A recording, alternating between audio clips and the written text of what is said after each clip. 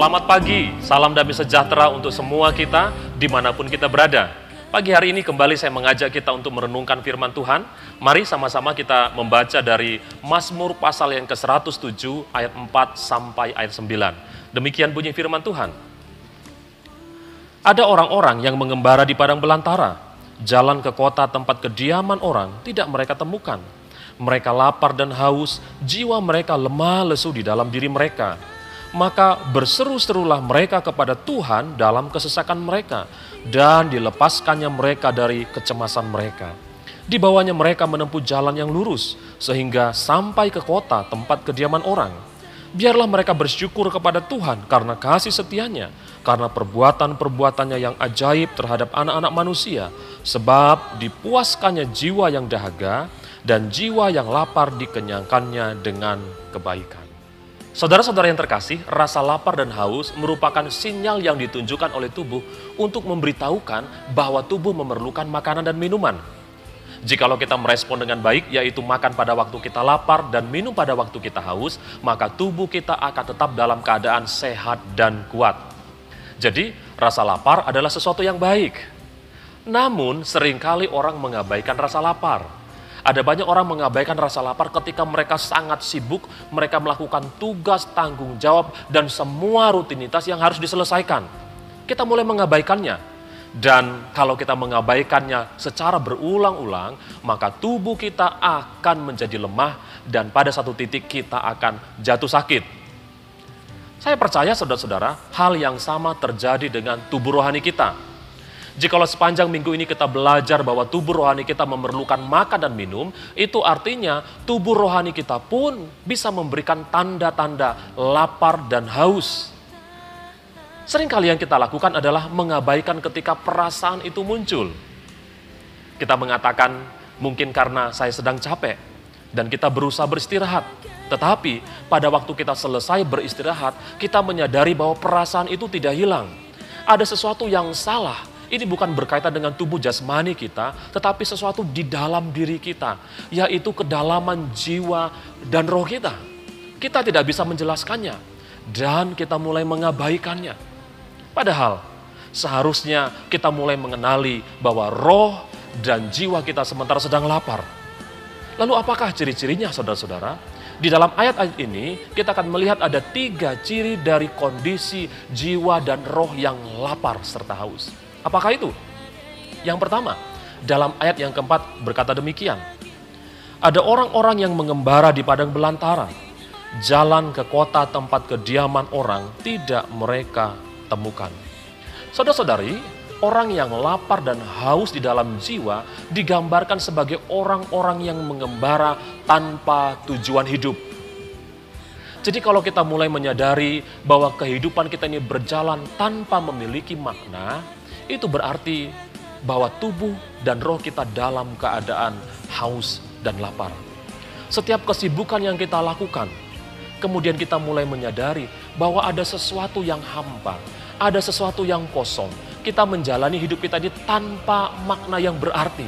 Setiap kali kita mulai bertanya-tanya, sebenarnya apa tujuan kehidupan ini? Kita sama seperti orang yang mengembara. Kita melakukan semua aktivitas kita, tetapi ada sesuatu yang kosong dan hampa di dalam diri kita. Itu adalah tanda bahwa sebenarnya roh kita sementara sedang lapar, jiwa kita sementara sedang haus. Yang kedua, kalau kita membaca ayat yang ke-5 dikatakan demikian. Mereka lapar dan haus, jiwa mereka lemah lesu di dalam diri mereka.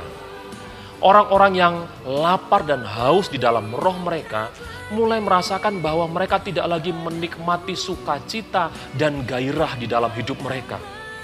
Mereka bertanya-tanya, sepertinya ada yang salah dengan kehidupan saya.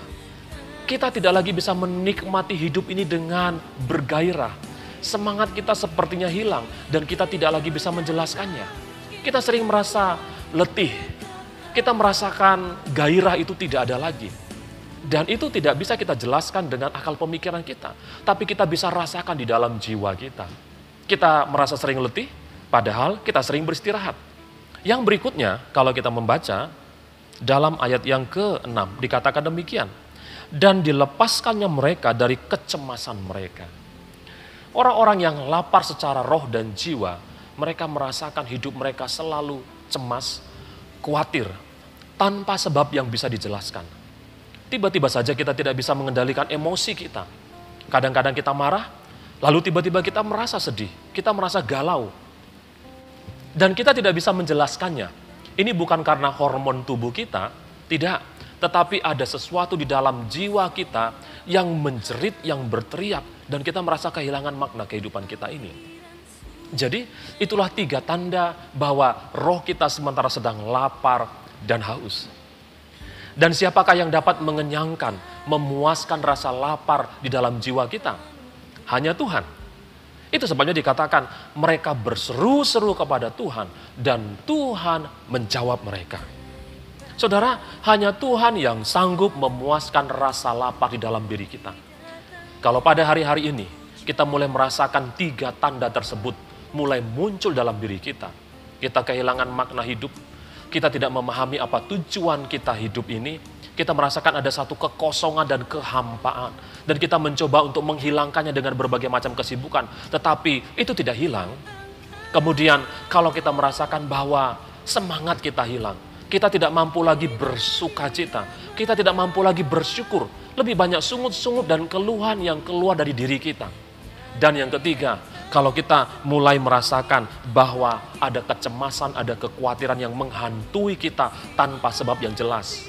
Itu adalah tanda bahwa tubuh dan jiwa kita sementara sedang lapar.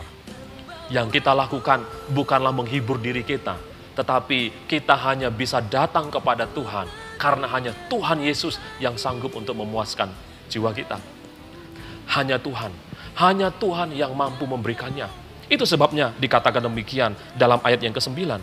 Sebab dipuaskannya jiwa yang dahaga dan jiwa yang lapar dikenyangkannya dengan kebaikan.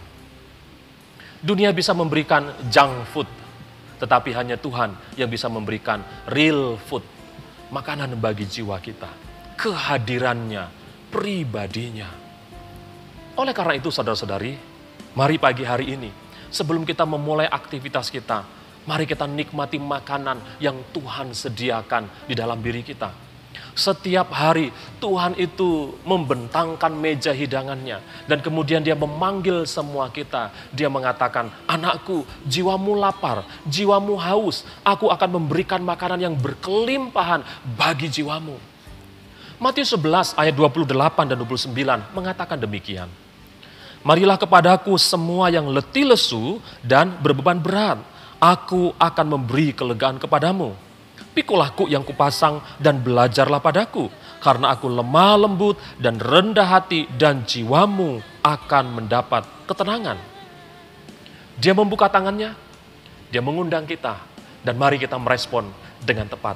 Memenuhi undangan Tuhan, makan dari kelimpahan berkat-berkat Tuhan, makan dengan ucapan syukur dari apa yang Tuhan berikan, maka jiwa dan roh kita akan kuat dan kita akan memiliki kekuatan yang cukup untuk mengatasi semua pergumulan kehidupan kita. Tuhan Yesus memberkati semua aktivitas kita. Mari sambut undangannya dan mari kita menikmati hadirat Tuhan yang memenuhi rasa lapar dalam jiwa kita. Tuhan memberkati. Selamat beraktivitas. Amin.